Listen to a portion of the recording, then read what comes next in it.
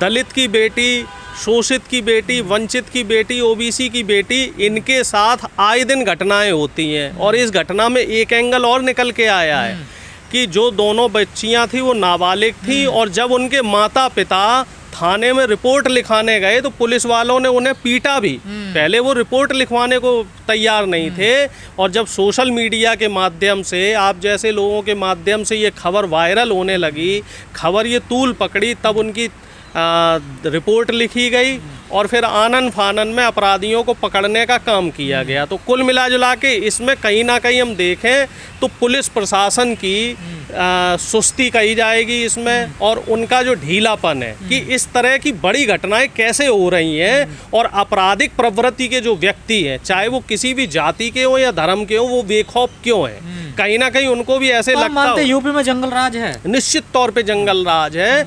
और ये जो लखीमपुर खीरी की घटना है, ये कहीं ना कहीं हाथरस वाली जो घटना है उसकी पुनरावृत्ति है। इसके बाद ललितपुर में इसी तरह की घटना हुई थी। एक घटना ये मेरठ में हुई थी जहाँ एक ओबीसी बेटी के साथ बलात्कार होता है, फिर उसकी हत्या कर दी जाती है। और ये साफ तौर पे बता रहा है कि योगी जी का जो शासन है वो सिर्फ देखने भर का है। वो तो कहते हैं राम राज्य है यूपी में। हाँ, राम राज्य नहीं है, इसे हम कहेंगे कि यहाँ पे राज्य तो है ही नहीं, राम और कृष्ण जैसी तो कोई बात है ही नहीं। यहाँ पे साफ साफ गुंडागर्दी चल रही है। कहीं पुलिस वाले गुंडागर्दी कर रहे हैं, कहीं बीजेपी के नेता गुंडागर्दी कर रहे हैं, और कहीं इस तरह के आपराधिक प्रवृत्ति के जो लोग हैं और दबंग प्रवृत्ति के जो लोग हैं वो गुंडागर्दी कर रहे हैं।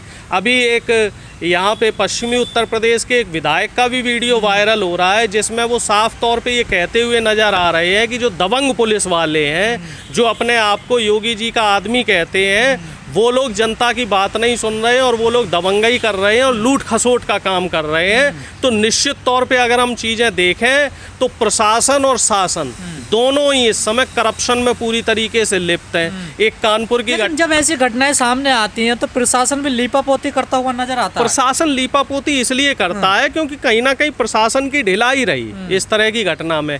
मैं तो कहता हूँ इस तरह की घटनाएं होनी नहीं चाहिए। शासन प्रशासन इतना दुरुस्त होना चाहिए कि ऐसी घटनाएं नहीं होनी चाहिए, और जब ऐसी कोई घटना सामने आ रही है तो पुलिस को त्वरित कार्रवाई करनी चाहिए। भाई जो एक प्राथमिकी होती है वो प्राथमिकी दर्ज करनी चाहिए। दलित या पिछड़ों की बेटियों को ही क्यों निशाना बनाया देखो साहब, ऐसा है, पहली चीज़ तो इसमें एक ये है कि शिक्षा का अभाव, दलित शोषित और वंचित के बच्चों को शिक्षा का जो एक अभाव है, रूरल क्षेत्र में देखा जाए तो एक अभाव है, तो वो अपने अधिकारों को नहीं समझ पाते हैं। दूसरा, वो लोग आर्थिक रूप से कमज़ोर हैं, तो इस वजह से पुलिस भी उनको प्रताड़ित करने की कोशिश करती है। और कहीं ना कहीं ये चीज़ देखने में आ रही है कि जहाँ भी आसान हो जाता है, बिल्कुल आसान टारगेट, और जहाँ भी जो अत्याचार हो रहा है वो आप देखना, गरीब होगा, दलित होगा, शोषित होगा और वंचित क्लास का व्यक्ति होगा, उसी के साथ इस तरह की घटनाएं आ रही हैं। चाहे वो किसी भी राज्य में हो, चाहे वो किसी भी जिले में हो, कभी किसी दबंग के साथ कोई घटना आप नहीं सुनेंगे कि कोई खाते पीते घर का व्यक्ति। लखीमपुर खीरी घटना में जो विपक्ष है वो भी मुख्य रूप से आवाज नहीं उठा रहा। विपक्ष तो आवाज उठा ही रहा है, विपक्ष उठा रही है, अपराधी मुस्लिम है, इस वजह से किनारा कर रहा है। विपक्ष की आवाज की वजह से ही तो पुलिस ने एक्शन लिया है।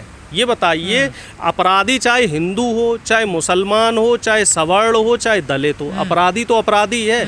अपराधी की, आतंकवादी की और जो इस तरीके के असामाजिक तत्व हैं, क्या इनकी कोई जाति होती है? प्रियंका राहुल अब जाएंगे लखीमपुर? बिल्कुल निश्चित तौर पे प्रियंका जी जाएंगी, प्रियंका जी को जाना चाहिए, और जो प्रमुख विपक्षी पार्टियां हैं इनके सभी नेताओं को वहाँ पहुँचना चाहिए, और अतिशीघ्र ऐसे जो समाज में जो गंदगी है ऐसी, इनके ऊपर सख्त से सख्त रोक क्यों नहीं लग रही? आखिर रोक इसलिए नहीं लग रही है क्योंकि इस समय जो सत्ता में लोग बैठे हुए हैं इनकी सोच खराब है। ये लोग दलितों, शोषितों और वंचितों को, आप इनके नेताओं के बातें सुनिए।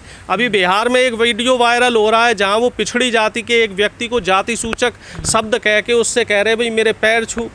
भाई जो एक सवर्ण बीजेपी का एक सवर्ण विधायक है, बिहार की या झारखंड की घटना है, और वो साफ तौर पे जो वहाँ पिछड़ों के गांव में गया और वहाँ उनको धमका रहा है। तो जब सरकार की मनोवृत्ति इस तरह की होगी, जब सरकार के लोग इस तरह के होंगे, जब बीजेपी के लोग इस तरह की हरकतें करेंगे, तो कहीं ना कहीं ऐसी मनोवृत्ति के लोगों को बढ़ावा मिलेगा। बेटी बचाओ बेटी पढ़ाओ क्या हुआ इन नारों का? सिर्फ दिखाने के लिए, सिर्फ लोगों का ध्यान आकर्षित करने के लिए। बेरोजगारी वाला मुद्दा कहाँ चला गया मोदी जी का, ठीक है, बेटी को बचाने पढ़ाने का मुद्दा कहाँ चला गया। और ये कोई एक घटना थोड़ा ही है, आप अखबार की सुर्खियां देखें तो अभी नोएडा में इस तरह की एक घटना आ रही है, और नोएडा में जो घटना आई है शायद आपने भी देखी होगी, उसमें पुलिस वालों ने ही मारा है, बेटी को मारा है, माँ को मारा है, पूरे परिवार को मारा है। और अब बताओ, जब अपराध करने वाला ही पुलिस वाला हो तो न्याय की आप उम्मीद किससे रखेंगे, और कौन न्याय उनको दिलवाएगा। तो पूरा जो मिली भगत है इस समय, शासन और प्रशासन की मिली भगत है, और इसी वजह से इन अपराधियों के हौसले बुलंद हैं। अब स्मृति ईरानी का कोई बयान नहीं आता, इस पे नहीं आया। महिलाओं के सम्मान की बात स्मृति करती थी। ईरानी जी का बयान सिर्फ कांग्रेस पे या विपक्ष का कोई नेता होगा उसको टारगेट करने के लिए आएगा। ना अब संबित पात्रा जी कुछ बोलेंगे, ना स्मृति ईरानी जी कुछ बोलेंगी, ना गौरव भाटिया जी कुछ बोलेंगे, ना सुधांशु त्रिवेदी जी कुछ बोलेंगे, ना अमित शाह जी कुछ बोलेंगे। क्यों ये बेटियां नहीं थी लखीमपुर खीरी वाली? नहीं, ये बेटियां इसलिए नहीं थी क्योंकि ये दलित की थी। अब यही मान लीजिए किसी बीजेपी के नेता की बच्ची के साथ इस तरह की कोई घटना हो जाती तो अब तक आप देखना, एक बार आपको ध्यान होगा एनडीए का जो पहला शासनकाल था, स्मृति ईरानी जी की गाड़ी को एक बच्चे ने, किसी लड़के ने सिर्फ फॉलो किया था और उसके ऊपर तुरंत कार्रवाई हो गई। एक बार मोदी जी की भतीजी का पर्स एयरपोर्ट से चोरी हो गया तो उस पर तुरंत कार्रवाई हो गई। जब बीजेपी के नेता के साथ कोई घटना होती है, चाहे वो छोटी से छोटी घटना हो,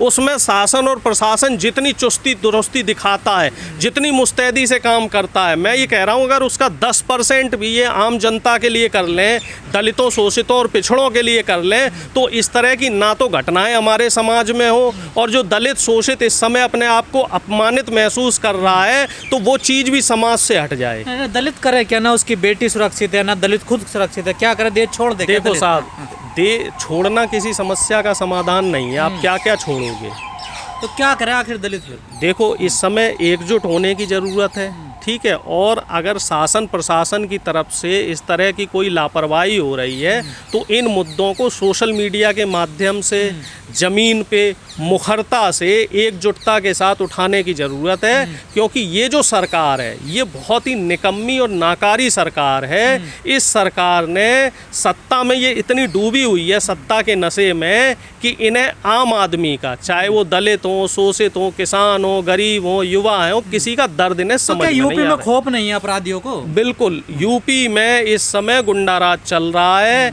आपने त्यागी वाली भी घटना देखी होगी, एक राजेश सचान की भी घटना आपने सुनी होगी। राजेश सचान भूमाफिया है, योगी जी की सरकार में मंत्री है, और उसको कोर्ट ने बुलाया था, उसके ऊपर एक खनन का केस था, और वो पता है क्या करता, वो फाइल लेके भाग जा रहा है जज साहब के सामने।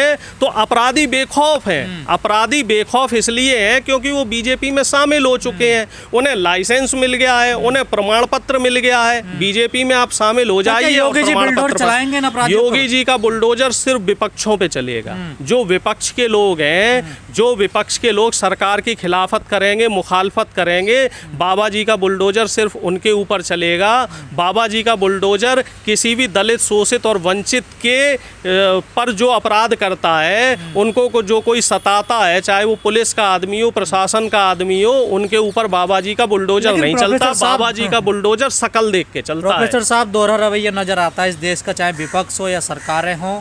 अगर दलित की बेटी होती है तो इतने मुखर रूप से लोग नहीं आते। अगर अपर कास्ट यहाँ कोई लड़की होती तो देश में जन क्या क्या अब तक हो जाता। नहीं, दलित की बेटी हो, चाहे किसी भी जाति की बेटी हो, धर्म की बेटी हो, आसिफा के लिए भी हम लोगों ने पूरा किया, और हाथरस वाली जो बेटी के साथ हुआ उसमें भी आपने देखा होगा कांग्रेस पार्टी का एक नेता वहां पहुंचा और उसको न्याय दिलाने के लिए हम लोग सड़क पे उतरे। लेकिन आप ट्वीट कर रहे हैं सर, आप लखीमपुर खीरी को नहीं, बिल्कुल ट्वीट हो रहा है। राहुल जी ने भी ट्वीट किया है, प्रियंका जी ने भी ट्वीट किया है। अब पहुंचेंगे, भारत जोड़ो यात्रा चल रही है, उसमें से समय निकाल के वहां पहुंचेंगे, निश्चित तौर पे पहुंचेंगे, और सभी बड़े नेता पहुंचेंगे। प्रदेश कांग्रेस कमेटी को और जो भी और भी विपक्षी दल है, तो वो लोग भी, उनके नेता भी पहुंच रहे हैं, और मुझे उम्मीद है जल्द से जल्द इस पे समूचा विपक्ष जो है एकजुट हो जाएगा और इस बेटी को न्याय दिलाने की कोशिश की जाएगी। और हमारी कोशिश ये भी रहेगी कि सरकार को इसमें हम कटघरे पे लें, क्योंकि आए दिन इस तरह की जो मनमानियां चल रही हैं, इससे कहीं ना कहीं जो अपराधी लोग हैं इनके हौसले बढ़ रहे हैं। आप कह रहे हैं कि मैं इस बात से सहमत नहीं हूँ अगर दिल्ली में कोई गैंगरेप होता, जब कांग्रेस की सरकार, आपने भी देखा, निर्भया जिसे हम कहते हैं, तमाम लोग सड़कों पे उतर आए, लेकिन दलित की बेटी के साथ जब होता है कोई सड़कों पे नहीं आता। नहीं, हाथरस वाली बेटी के साथ आपने देखा होगा समूचा देश साथ में था, हम लोग भी वहाँ पहुँचे थे। और आप ये नहीं कह सकते किसी एक पार्टी, चाहे कांग्रेस हो, समाजवादी पार्टी हो, आरएलडी हो, सभी पार्टियों के लोग वहाँ पे पहुँचे और बढ़ चढ़ के वहाँ हिस्सा लिया। और वो मामला जो है इंटरनेशनल लेवल तक पहुँचा था और बेटी को बाद में न्याय भी मिला। कहाँ न्याय मिला? ना पैसा मिला, ना घर मिला। अपराधियों को सजा हुई है, उस पर भी आगे कार्रवाई होगी, उस पर भी अब हम लोग शिकंजा कसेंगे। जो योगी जी ने यू टर्न ले लिया है कि उसके परिवार को नौकरी देने और मुआवजे देने की जो बात हो रही थी, उस पर भी अब हम लोग शिकंजा कसेंगे। इतनी आसानी से हम योगी जी को और मोदी जी को नहीं छोड़ने वाले। आपको नहीं लगता इस देश में जाति देख के न्याय मिलता है? निश्चित तौर पे इस बात से मैं सहमत हूँ। हमारे देश से जाति नहीं जा सकती। कहने सुनने में अच्छा लगता है कि हमारा देश संविधान को मानने वाला देश है, हमारा देश लोकतंत्र को मानने वाला देश है, लेकिन इस देश में कपड़े देख के, जाति देख के, वेशभूषा देख के आदमी से बात की जाती है, जाति देख के उसको नौकरी दी जाती है। कहीं भी आप सरकारी नौकरियां तो अब बिल्कुल ख़त्म सी हो रही हैं। प्राइवेट किसी भी सेक्टर में आप नौकरी करने जाइए तो सबसे पहले आपकी जाति पूछी जाएगी, सबसे पहले आपका धर्म पूछा जाएगा, सबसे पहले आपका सोशल स्टेटस पूछा जाएगा, उसके बाद आपको नौकरी दी जाएगी। हैदराबाद में एक रेप की घटना सामने आती है, पुलिस तुरंत एनकाउंटर कर देती है 4 अपराधियों, लेकिन बाद में वो अपराधी बाद में क्या होता है? बाद में देख लीजिए, ऐसा नहीं होता। नहीं, बाद में देखिए ना, नहीं पकड़े जाते। बाद में आप देखिए क्या हुआ। जो एनकाउंटर हुआ, एनकाउंटर तो वो लीपापोती करने के लिए हुआ, लेकिन बाद में ये पता चला कि वो पुलिस वालों ने गलत एनकाउंटर किए और जिनको मारा वो तो बेचारे निर्दोष लोग थे और जो दोषी हैं उनका अभी तक कोई अता पता नहीं लगा है। तो इस तरह की जो घटनाएं अगर बीजेपी कहीं कर रही है, तो आप लोग बड़े फूल बरसा रहे, पुलिस की नहीं, हमने साहब कभी नहीं की, हमने तब भी उसका विरोध किया। हम संविधान को मानने वाले लोग हैं, दिए जा रहे हैं पुलिस के, हम बाबा साहब के संविधान को मानने वाले लोग हैं। ये आरएसएस और बीजेपी के लोग हैं जो फूल बरसा रहे थे। देखिए, अगर पुलिस मनमानी करेगी, पुलिस की मोनोपोली चलेगी तो पुलिस हमेशा गलत काम ही करेगी। पुलिस का काम है अपराधियों को पकड़ना, उसके बाद सजा देने का काम ये होता है न्यायालय का। न्यायालय सजा देने का काम करे और पुलिस सिर्फ अपराधियों पे जो चार्जशीट दाखिल होती है, चार्जशीट बनाए, उन पे अपराध उन पे लगाए, साबित करना ना। योगी जी का गुंडे यूपी छोड़ के भाग गए, तो ये कहाँ से अपराधी आ जाते हैं? क्यों मनोबल बढ़ जाता है? ये सब जो अपराधी हैं ये बीजेपी द्वारा पोषित अपराधी है, ये बीजेपी की शरण में आए हुए अपराधी हैं। आपने देखा होगा जितिन प्रसाद जी जब तक कांग्रेस में थे तब तक उनके ऊपर सीबीआई ईडी के छापे पड़ रहे थे। आरपीएन सिंह के पास इस तरह की वो जा रही थी, ठीक है। इसके अलावा एकनाथ शिंदे सहित जो महाराष्ट्र के कई विधायक थे उन पे ईडी और सीबीआई के छापे पड़ रहे थे, लेकिन जैसे ही ये लोग बीजेपी के साथ मिल गए तो ये सब लोग पाक साफ हो गए। गृह राज्य मंत्री का बेटा अभी भी देखो बेखौफ घूम रहा है और उसके खिलाफ अभी तक कोई कार्रवाई नहीं हुई है। और इस तरह के कई बयान हैं, कई नेता जो है उल जलूल बयान दे के निकल जाते हैं, चाहे अनुराग ठाकुर हो, चाहे कपिल मिश्रा हो, इन लोगों पे कोई कार्रवाई नहीं होती है। इस समय जो शासन प्रशासन है और जो न्याय व्यवस्था है ये पूरी तरीके से एक तरफ झुकी हुई है। आरएसएस और जो मनवादी सोच के लोग हैं इनके हिसाब से न्याय और शासन प्रशासन इनको जो है कहीं ना कहीं इंटरनली फेवर कर रहा है, कहीं खुल के कर रहा है तो कहीं दबे हाथों कर रहा है।